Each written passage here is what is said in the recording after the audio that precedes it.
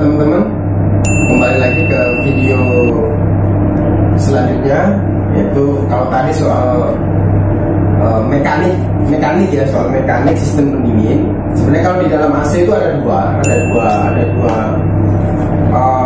sistem, yaitu ada mekaniknya, ada elektrikalnya.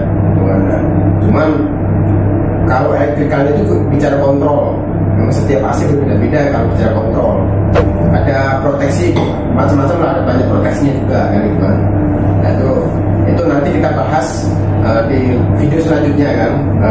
Video kali ini tadi yang dari awal sudah saya jelasin, kita fokus pada sistem mekanik di sistem pendingin atau AC ya, di sistem pendingin. Tadi secara gambaran, secara paparan di whiteboard tadi sudah saya jelaskan, ada kompresor, ada kondensor, ada ekspansi, ada evaporator, ya, terus baru balik lagi ke kompresor. Nah, apa sih yang ada di dalam itu? Ada liquid atau gas. Biasa orang awam menyebut freon. Nah, ada freon, gitu kan. Nah, di dalam instalasi pemipaan di sistem pendingin itu menggunakan freon. Walaupun jenis freon macam-macam sekarang ya. Ada R22, ada R32, ada R410. Nah, setiap AC atau setiap kompresor macam-macam, itu tergantung nanti teman-teman harus jeli melihat setiap AC ini menggunakan freon apa, gitu kan. Itu harus, untuk sekarang kondisi sekarang ya, saat ini ya, 3 tahun yang lalu itu jenis freon itu udah ada 3 jenis freon yang di lapangan itu kan. Itu menyulitkan teman-teman teknisi sebenarnya kan, gitu kan. Oke, kita kembali ke fokus ke materi. Saat ini ada AC, namanya AC split wall, kapasitasnya 1 PK. 1 PK itu 10.000 BTU, British Thermal Unit. Satuannya 1 PK, ada 900 BTU itu 1 PK juga. Ini 10.000 BTU ya. Jadi ini 1 PK. Mereknya nggak perlu saya sebutin karena untuk AC split wall semua sistemnya sama ya, bentuknya sama. Mau merek apapun untuk split wall ya. Split wall itu apa sih? Itu AC rumahan, AC yang biasa dipasang di rumah, yaitu AC nempel di dinding ya, yang di dinding itu namanya split wall ya. Oke, langsung. Tadi ada namanya kompresor. Kenapa saya bilang kompresor di awal gambaran tadi? Kenapa? Ini adalah jantungnya. Ini kompresor, awal mula sirkulasi liquid atau gas yang ada di instalasi atau pemipaan AC itu melalui kompresor. Awalnya, jantungnya. Kalau di dalam manusia, jantungnya memompa darah, mensirkulasi ke seluruh tubuh ini kan, dari ginjal dan sebagainya, gitu kan. Nah, kalau di AC namanya kompresor. Tadi ya, ini namanya kompresor. Ya, ini bentuknya kompresor. Ya, ini namanya akumulator. Tadi nggak saya jelasin sih. Ini salah satu alat pembantu, gitu. Namanya akumulator. Dari kompresor ini ada 2 pipa nih. Ada 2 pipa ya, bener nggak? Ada 2 pipa.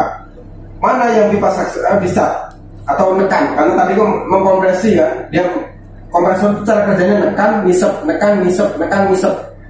Yang nekan ini pipa kecil. Ya, pipa kecil bisa dilihat dari sini. Ya, pipa kecil ini nekan. Ya. Dari kompresor nekan, keluarnya di sini. Pipa kecil ini. Ya. Dari pipa kecil ini tadi lari kemana? Ke kondensor. Mana sih kondensor? Ini kondensor. Ini bentuknya kondensor. Dari kompresor, freon dialirkan ke kondensor. Ini panas nih. Ya, ini panas. Nah, untuk membuang panas, membantu membuang panas yang ada di kondensor, dibantulah ini fan motor atau ya fan motor odor ini. Fungsinya apa? Dia membantu membuang panas atau membuang kalor yang ada di kondensor. Ya, paham ya? Setelah kondensor tadi apa? Perlu teman-teman ingat, larinya kemana? Ke ekspansi atau pipa kapiler. Kalau pipa kapiler, ya, pipa kapiler itu di mana? Wah, ini letaknya ada di dalam nih. Bisa gedein ya. Ini pipa kapiler. Bentuknya dia pipa kecil sih. Bentuknya pipa kecil dia, pipa kecil. Ya, nah ini Nah, seperti ini nih, dia dibungkus, dia pipa sih, pipa melingkar kecil gitu kan. Nah, setiap kapasitas memang dia ada ukuran, ada 0,5, 0,7 tergantung kapasitas PK-nya atau BTU-nya ya. Itu nanti dijelasin lah di next video ya. Tapi ini pipa kapiler ya. Saya ulangin, kondensor memompa gas atau memompa liquid kompresor memompa gas atau liquid lari ke kondensor. Kondensor ini membuang panas hasil dari kompresor. Dibuang panasnya, tekanan tinggi kan, dibantu oleh fan motor. Dibantu oleh fan motor ini, blower ini membuang panas dari kondensor. Terus liquid yang ada di kondensor larinya kemana? Setelah itu sirkulasinya lari ke pipa kapiler atau TXP atau katup ekspansi. Ini pipa kapiler, kalau orang banyak nyebut pipa kapiler kalau asasi kecil ya. Secara fungsi sama, yaitu untuk menurunkan tekanan tinggi, gas tekanan tinggi menjadi tekanan rendah.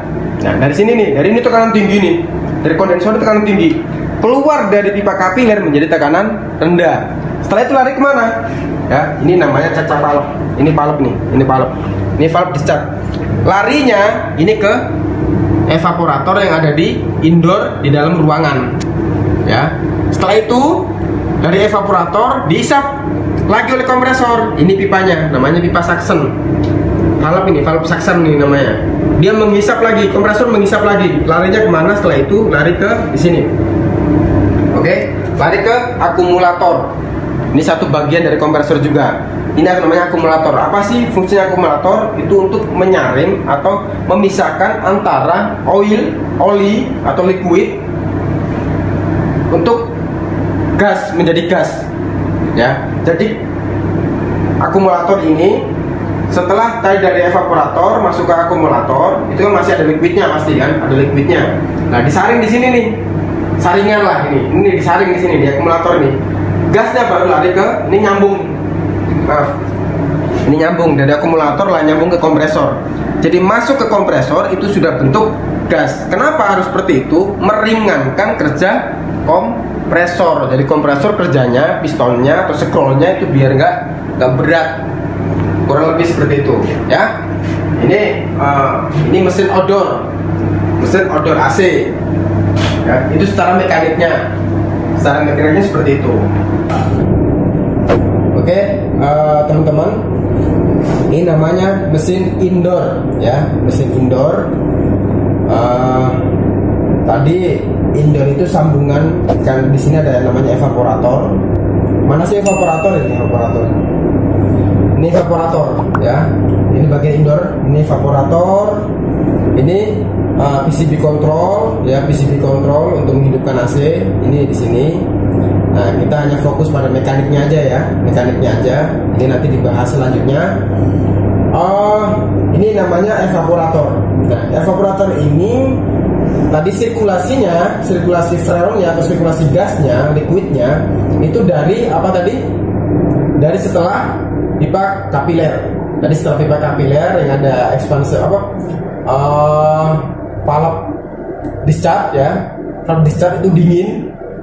Dia lari dia jalan atau sirkulasi ke evaporator. Nah, ini dari evaporator ini dingin untuk mensirkulasikan udara di ruangan biar suhu ruangan menjadi rendah atau menjadi dingin, menjadi sejuk, dibantu namanya ini blower. Nah, seperti ini nih teman-teman, ini blower nih ya, dibantu. Oke, ini dibantu blower. Nah, ini blower nih. Ini blower nih. Nah, ini blower. Nah, blower ini fungsinya adalah mensirkulasikan udara ruangan ya. Mensirkulasi udara ruangan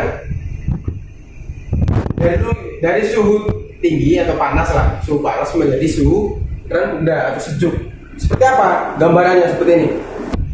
Sini ini udara ruangan ini, udara ruangan ya.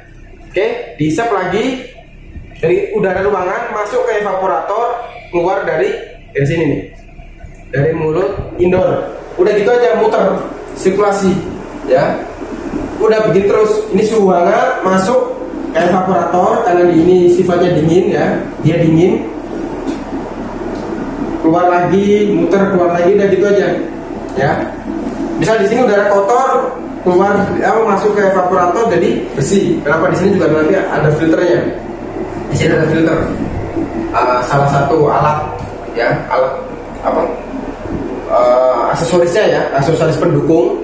Nah seperti itu, muter, masuk, keluar, masuk lagi, muter, udah udaranya seperti itu cara kerjanya ya, kurang lebih seperti itu.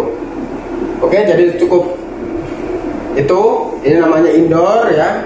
Kalau oke lah, saya jelasin lagi. Ini indoor, ini namanya evaporator, ini namanya PCB control atau PCB control buat remote ya. Ini model gini bentuknya. Jadi pasti macam-macam sih bentuknya kan. Gitu, ini buat remote-nya kan.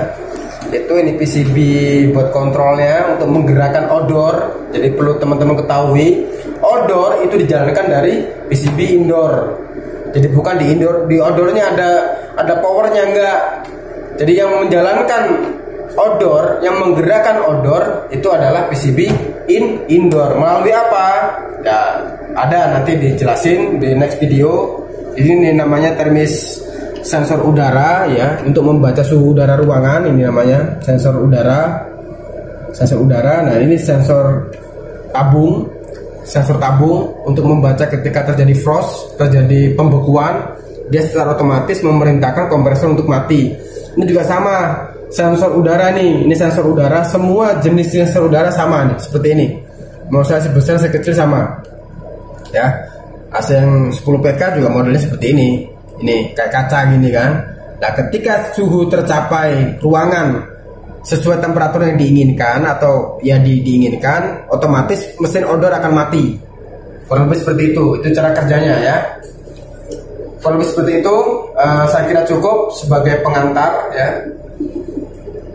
Saya kira cukup sebagai pengantar sistem pendingin secara mekaniknya ya. Sirkulasi gas dari kompresor dari suhu panas menjadi dingin, saya kira cukup. Kalau memang nanti ada pertanyaan ya, nanti bisa di komen ya, di